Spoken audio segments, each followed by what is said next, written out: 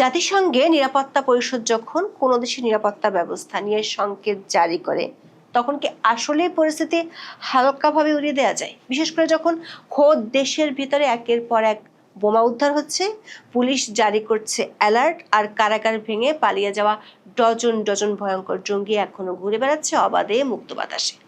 অথচ বাংলাদেশ সরকার সর্বোচ্চ নীতি নির্ধারকরা বলছেন ভিন্ন কথা।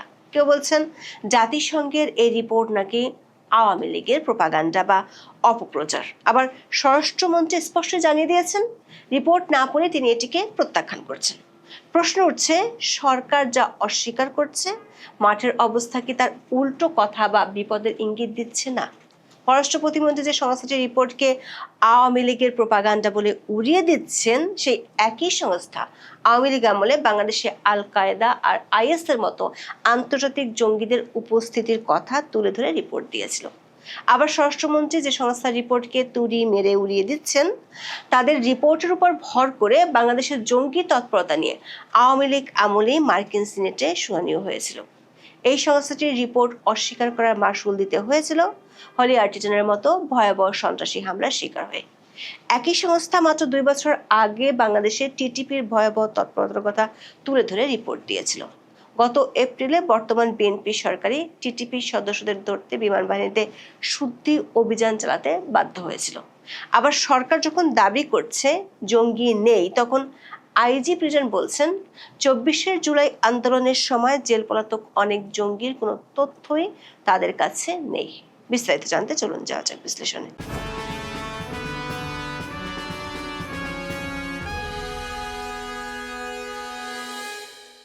প্রথমেই জেনে নেই জাতিসংঘের যে টিমটি এই বিস্ফোরক প্রতিবেদনটি তৈরি করেছে তারা আসলে কারা।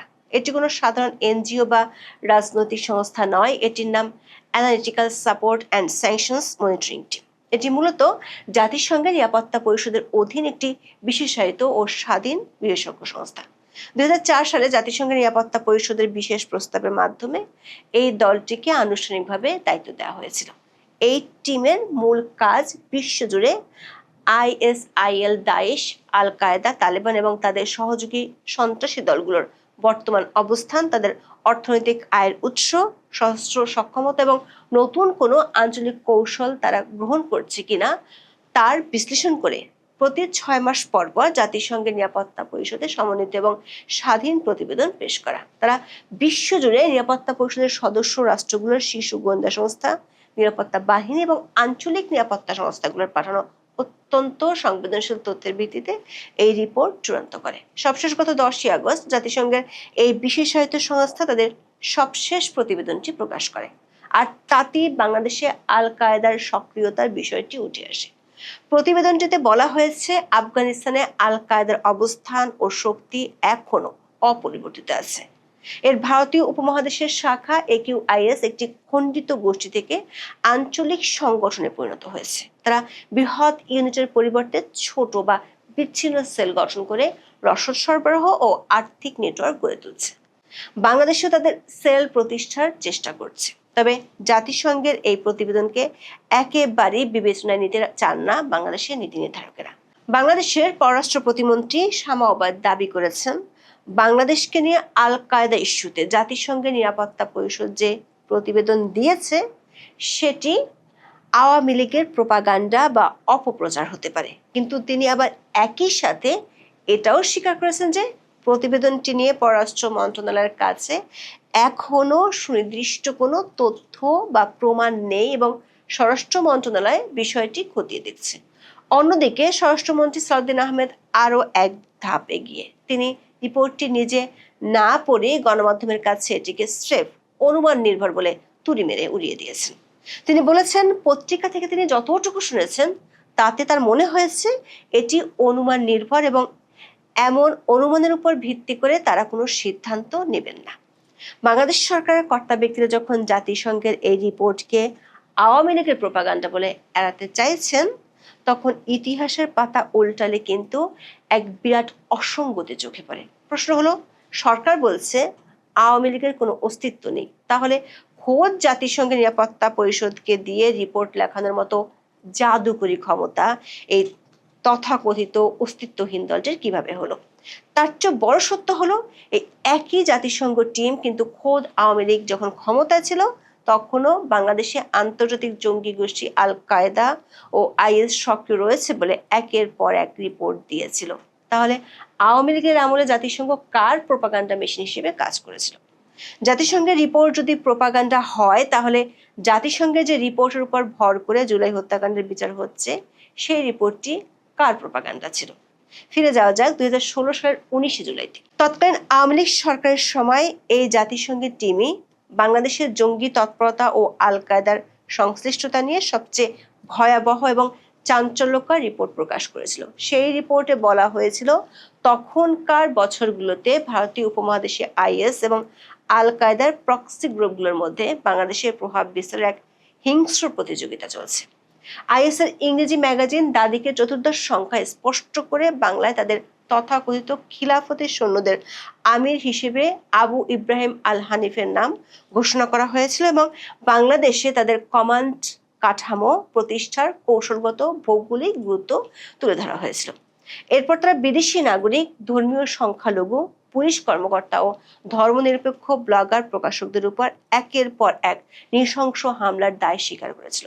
শুধু তাই নয়, 2021 সালেও জাতিসংঘের দুটি পৃথক রিপোর্টে বাংলাদেশে আল কায়দার অস্তিত্বের কথা বলা হয়েছিল। এরপর তখনকার খোদ মার্কিন পররাষ্ট্রমন্ত্রী মাইক পম্পেও বাংলাদেশে আল কায়দার উপস্থিতির ব্যাপারে সরাসরি উদ্বেগ প্রকাশ করেছিলেন। কিন্তু তখনকার আওয়ামী লীগ সরকার পররাষ্ট্র মন্ত্রণালয় আজকের সরকারের মতোই হুবহু একই সুরে পুরো বিষয়টি উড়িয়ে দিয়েছিল এবং প্রেস বিজ্ঞপ্তি দিয়ে জোর প্রতিবাদ জানিয়েছিল। এর আগে 2016 সালে জাতিসংঘের রিপোর্টের পর মার্কিন সিনেটের শুনানিতে আফগানিস্তানে নিযুক্ত মার্কিন জেনারেল জন ডাব্লিউ নিকলসন স্পষ্ট বলেছিলেন যে বাংলাদেশকে অস্থিতিশীল করতে আল কায়দার দক্ষিণ এশীয় শাখা বা AQIS ভীষণভাবে সক্রিয় রয়েছে। দর্শক, অতীতে যতবারই জাতিসংঘের এই সংস্থাটি বাংলাদেশের জঙ্গিদের অস্তিত্বের কথা তাদের রিপোর্টে তুলে ধরেছিল তার কিছুদিন পরই দেশের মাটিতে সেই জঙ্গিদের রক্তক্ষয়ী তৎপরতা ও হামলা বাস্তব রূপ নিয়েছিল।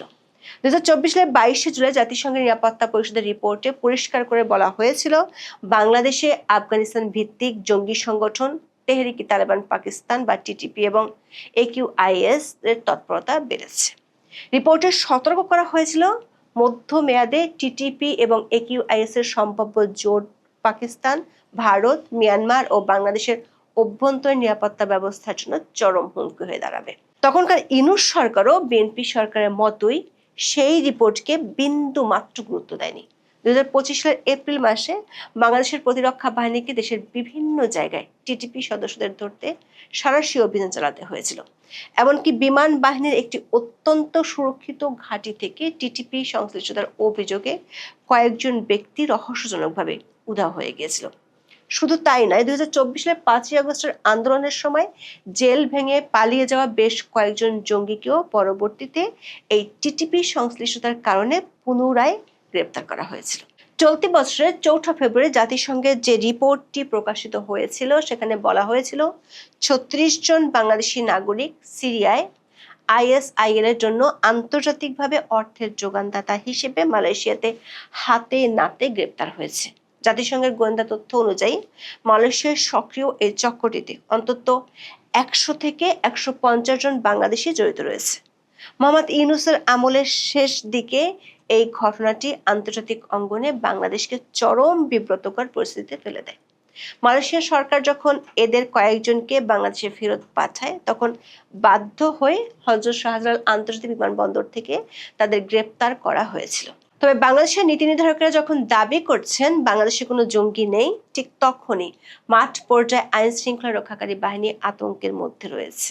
গত কয়েক মাসে পুলিশের কাউন্টার টেরোরিজম ইউনিট বেশ কয়েকটি এমন জঙ্গি ডেরার সন্ধান পেয়েছে। BBC বাংলার এক প্রতিবেদনে বলা হয়েছে জাতিসংঘের এই সাম্প্রতিক রিপোর্ট আসার আগেই গত কয়েক মাসে বাংলাদেশের বিভিন্ন প্রান্ত থেকে বিপুল পরিমাণ বোমা ও বিস্ফোরক তৈরির সরঞ্জাম উদ্ধার করা হয়েছে।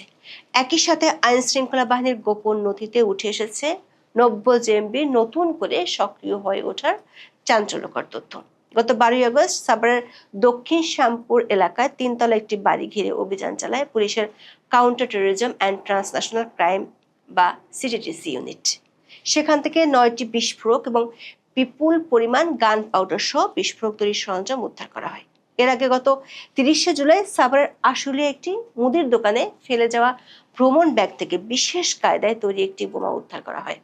এসব ঘটনার মধ্যেই কয়েকদিন আগে আইন শৃঙ্খলা রক্ষাকারী বাহিনীর যানবাহনে হামলার আশঙ্কা থেকে সারা দেশে সতর্কতা জারি করেছিল বাংলাদেশের পুলিশ সদর দপ্তর। যদিও গত এপ্রিলে বাংলাদেশের স্বরাষ্ট্রমন্ত্রী সালাউদ্দিন আহমেদ দাবি করেছিলেন দেশটিতে কোনো জঙ্গি নেই। কেরানীগঞ্জ থেকে সাভার ও আশুলিয়ার ঘটনাগুলোতে পুলিশ নিশ্চিত হয়েছে এসব বোমা বিস্ফোরণ ও বোমা উদ্ধারের ঘটনার সাথে জড়িতরা 24-এর আন্দোলনের সময় জেল থেকে পলাতক কিংবা ইউনূসের আমলে হরে দরে জামিন পাওয়া জঙ্গি। যেমন গত 16ই আগস্ট ঢাকার ডেমরার সারুলিয়ায় পুলিশ দুটি হাত বোমা সহ জঙ্গি জুয়েল ওস্তাদকে গ্রেপ্তার করেছিল। এই জুয়েল ওস্তাদ 24-এর আন্দোলনের সময় নরসিংদী জেল থেকে পালানো জঙ্গি। এই জুয়েল আবার নব্যজেম্বির আলোচিত বোমার কারিগর নাজমুল হাসান মামুন ওরফে বোমারু মামুনের ঘনিষ্ঠ সহযোগী। বিডি নিউজ 24 এর প্রতিবেদনে বলা হয়েছে 2024 সালের 19শে জুলাই নরসিংদী কারাগারে দাঙ্গার পর পালিয়ে যাওয়া 9 জন জঙ্গির মধ্যে ছিল জুয়েল ভূঁইয়া। 6 দিন পর 25শে জুলাই তিনি আবার নরসিংদী জেলা পুলিশের হাতে ধরা পড়ে। পরে 5ই আগস্ট সরকার পতনের পর সেপ্টেম্বরের দিকে সে জামিনে বেরিয়ে আসে। জঙ্গি নেটওয়ার্কের জুয়েলের কোড নেম হচ্ছে ওস্তাদ। 24-এর আন্দোলনের সময় দেশের 17টি কারাগার থেকে পলাতক জঙ্গিরা যে এখনো ধরাছোঁয়ার বাইরে রয়ে গেছে সে তথ্য 18ই আগস্ট সাংবাদিকদের সামনে তুলে ধরেছেন বাংলাদেশের IG prison brigadier general Syed Motahar Hossain. তিনি জানিয়েছেন গত 2024 সালের জুলাই আন্দোলনের সময় দেশটির কয়েকটি কারাগার থেকে 2247 বন্দী কারাগার ভেঙে পালিয়ে যায়। এর মধ্যে 690 জন বন্দী এখনো পলাতক। শুধু নরসিংদী কারাগার ভেঙে পালিয়েছিল 826 বন্দী। এর মধ্যে 166 বন্দীর কোনো তথ্যই কারা কর্তৃপক্ষ খুঁজে পাচ্ছে না। প্রথম আলোর এক খবরে বলা হয়েছে পলাতক বন্দীদের মধ্যে জঙ্গি সম্পৃক্ততার অভিযোগে গ্রেপ্তার 79 জন আছেন। এর মধ্যে সাজাপ্রাপ্ত জঙ্গি আছেন 9 জন। 2025 সালের 11 এপ্রিল বিবিসি বাংলার প্রকাশিত এক প্রতিবেদনে বলা হয়েছে ইউনূস সরকারের প্রথম 8 মাসে জঙ্গি মামলায় অভিযুক্ত নিষিদ্ধ সংগঠন জেএমবির 148 জন জামিনে মুক্ত হয়েছিল, যারা তালিকাভুক্ত নিষিদ্ধ সংগঠনের সদস্য ছিল। দেখা যাচ্ছে একদিকে সরকারি শীর্ষ ব্যক্তি বা নীতি নির্ধারকরা বরাবরের মতোই দাবি করছেন বাংলাদেশে কোনো জঙ্গি নেই। তুড়ি মেরে তারা উড়িয়ে দিচ্ছেন জাতিসংঘের নিরাপত্তা পরিষদের বিশেষ টিমের রিপোর্ট, যারা আগের সরকারগুলোকে সাবধান করেছিল। কিন্তু দেশটির পুলিশ হন্য হয়ে খুঁজছে জঙ্গিদের আর উদ্ধার হচ্ছে একের পর এক শক্তিশালী বোমা। আতঙ্কের বিষয় হলো এখনো চিহ্নিত 1-2 নয়, 69 জেল পলাতক জঙ্গি আছে ধরাছোঁয়ার বাইরে। তার উপর ইউনূসের আমলে জামিন পাওয়া 150 জঙ্গিও সরকারি সংস্থাগুলোর নেটওয়ার্কের বাইরে রয়ে গেছে। জেল পলাতক জঙ্গিরা কতটা ভয়ঙ্কর হতে পারে তার প্রমাণ হলো বোমা ওস্তাদ জুয়েল। কিন্তু বিএনপি সরকার তার আগের আমলের মতোই পরিস্থিতি ভয়াবহ আকার ধারণ না করা পর্যন্ত অস্বীকারের নীতি মেনে চলছে। 2001 থেকে 2006 সাল পর্যন্ত বিএনপি সরকারের দাবি ছিল ওই সময় জঙ্গি তৎপরতা ছিল মিডিয়ার সৃষ্টি। নিরাপত্তা বিশ্লেষকরা মনে করেন বোমা ও বিস্ফোরক তৈরির সরঞ্জাম উদ্ধার, নব্যজেম্বি সক্রিয় হওয়ার অভিযোগ এবং সবশেষ আল কায়দা নিয়ে জাতিসংঘের বার্তা, এইসব ঘটনা দেশের অভ্যন্তরীণ নিরাপত্তার জন্য ভালো বার্তা দেয় না। তারা বলছেন এখনো বড় কোনো ঘটনা না ঘটলেও গোয়েন্দা নজরদারি সহ আইন শৃঙ্খলা বাহিনীর তৎপরতা আরও বাড়ানো উচিত। এখন এ পর্যন্ত। সবাই ভালো থাকুন, সুস্থ থাকুন, নিরাপদে থাকুন। দেখা হবে আগামী পর্বে।